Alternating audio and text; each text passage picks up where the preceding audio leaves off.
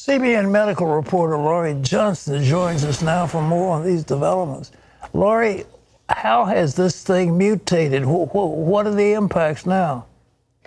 Well, Pat, researchers in Arizona looked at 1,400 samples from COVID-19 patients, recent samples, and 90% of them had this mutation that George was talking about that makes the virus more easier to spread, more contagious. And it's because you've seen those little spikes on the outside of the coronavirus. It makes them, that's how the virus penetrates our cells and then replicates.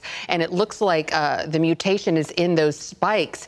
And so this needs to be studied further, but that could explain, and many researchers are saying that could explain why we're seeing such an explosion, at least in Arizona and perhaps elsewhere. But the good news, Pat, is that it also appears this mutation might make the virus less deadly. Let me repeat that. This mutation might make the virus less deadly. Also, something that scientists are going to look into and further study. But there is that hypothesis, because we have seen in Arizona the death rate go down. Of course, we've seen increased testing, and that could attribute to the lower death rate. But it could be that this particular mutation is now making this COVID-19 coronavirus more like the other coronaviruses that we've seen associated with the common cold. Remember, there are 7 coronaviruses that we know about in humans. 4 of them are associated with the common cold, and they are very widespread, but not that deadly. The other 2, SARS and MERS, are less widespread, but deadlier. Well, what about the impact on the heart of this COVID? So now we know, we're talking about the long term. There's some question about the long term, perhaps even permanent heart damage that COVID-19 could cause. We know that people who have heart issues are twice at risk of dying from COVID-19 than people who don't have heart problems.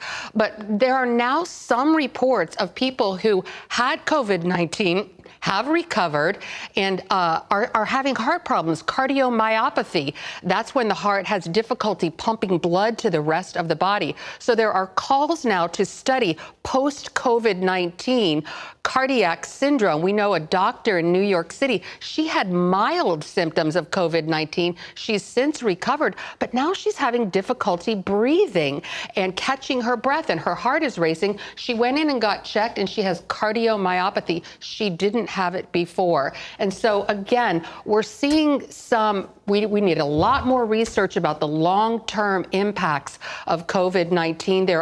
There's reason to believe that there could be some neurological long-term impacts. And we've seen from autopsies, Pat, that there is damage in many cases to the liver, kidneys, and lungs, but we haven't seen that damage to the heart yet there. So this does need further study.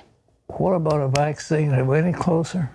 A lot closer. So there are many vaccine candidates, and it looks like they're going to be going into these large studies of hundreds of thousands of people. And if these studies turn out to be good, if it shows that the virus works and is safe, then it could be available to people in the United States by the end of this year. Some of the leading contenders are already starting to mass produce the vaccine right now, so that if and when it's approved, it is ready to go. The military might be involved in getting it out to all the doctors' offices and the most needy people at first. Good news. Lorie, thank you so much. Come back soon. My pleasure. Okay. Thanks for